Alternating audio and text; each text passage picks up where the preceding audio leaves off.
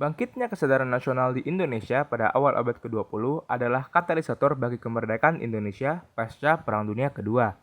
Bangkitnya kesadaran nasional Indonesia didahului proses pendewasaan masyarakat melalui bidang-bidang pendidikan, organisasi politik dan kemasyarakatan, serta dalam cara pandang baru terhadap demarkasi primordial.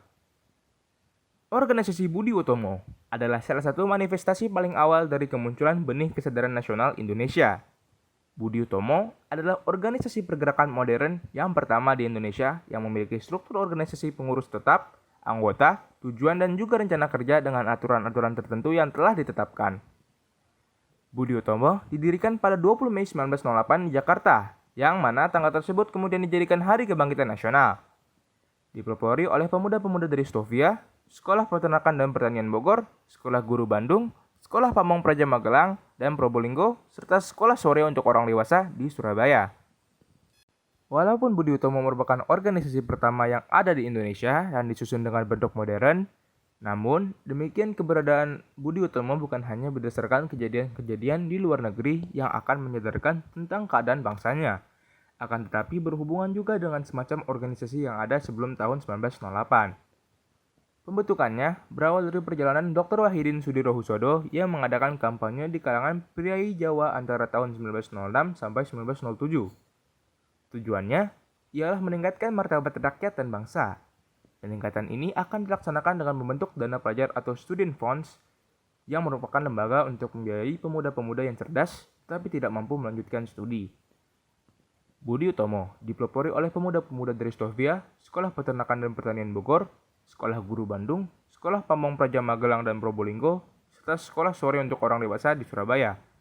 Para pelajar terdiri dari Mas Suraji, Mas Muhammad Saleh, Mas Warno A, Mas Gunawan, Mas Warno B, Mas Gumbrek, R. Angka, dan Sutomo. Nama Budi Utomo diusulkan oleh Mas Suraji dan semboyan yang digunakan adalah Indi Forad atau Hindia Maju dan bukan Java Forad atau Jawa Maju. Tujuan organisasi nasional. Organisasi pergerakan nasional adalah gerakan yang dilakukan oleh kaum terpelajar Indonesia yang memiliki tujuan organisasi pergerakan nasional untuk memperbaiki nasib atau keadaan rakyat Indonesia yang sama-sama bertujuan untuk memperoleh kemerdekaan nasional. Tujuan organisasi Budi Utomo. Tujuan organisasi Budi Utomo yang semula hanya mendirikan suatu dana pelajar diperluas dengan jangkauan yang kelak memungkinkan berdirinya organisasi Budi Utomo. Istilah Budi Utomo terdiri atas kata budi yang berarti perangai atau tabiat dan utomo yang berarti baik atau luhur. Jadi Budi Utomo menurut pendirinya adalah perkumpulan yang akan mencapai sesuatu berdasarkan keluhuran budi, kebaikan perangai, atau tabiat. Tujuan organisasi Budi Utomo adalah memperoleh kemajuan yang harmonis bagi nusa dan bangsa Jawa dan Madura. Pada waktu itu, ide persatuan seluruh Indonesia belum dikenal. Karena itu, yang dikehendaki Budi Utomo hanyalah perbaikan sosial yang meliputi Jawa dan Madura.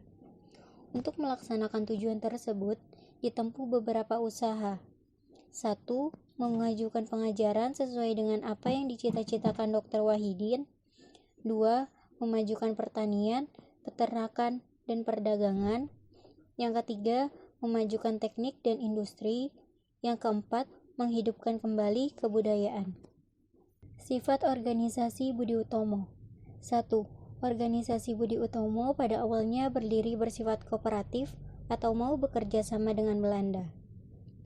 Yang kedua, organisasi Budi Utomo bergerak di bidang pendidikan dan kebudayaan.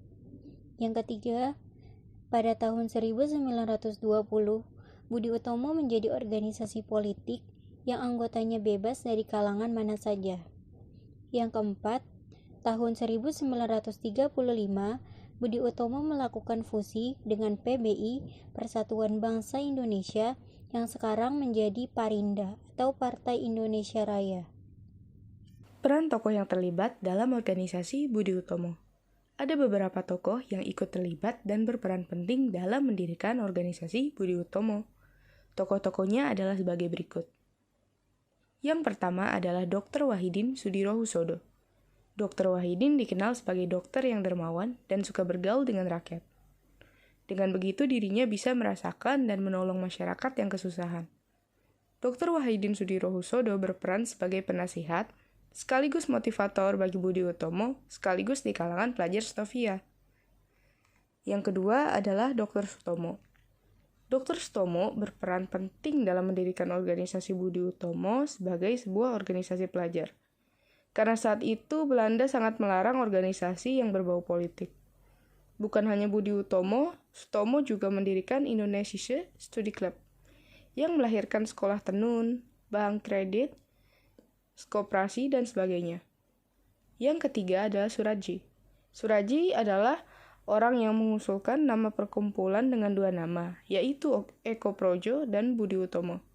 Kemudian, Sutomo memilih Budi Utomo sebagai nama organisasi. Dirinya juga berperan sebagai perantara di antara pelajar yang aktif dalam Budi Utomo dengan masyarakat Bumi Putra yang hanya mampu menggunakan bahasa Jawa. Peran penting lain yang dilakukan Suraji adalah pada 17 September 1946, dirinya mendirikan Palang Merah Indonesia di Klaten, Jawa Tengah.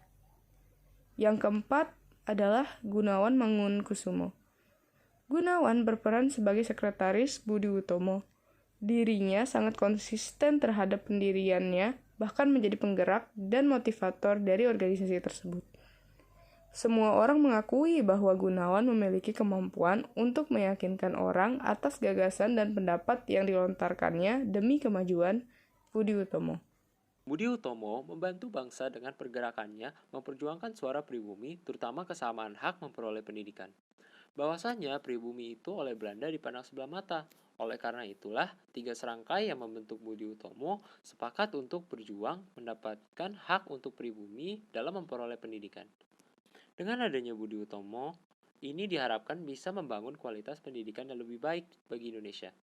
Karena pendidikan kala itu dianggap sebagai sesuatu yang bisa menentukan dalam kemerdekaan Indonesia. Dengan meningkatkan kualitas pendidikan, bangsa Indonesia bisa meraih kemerdekaannya dan menjadikan bangsa yang berkualitas.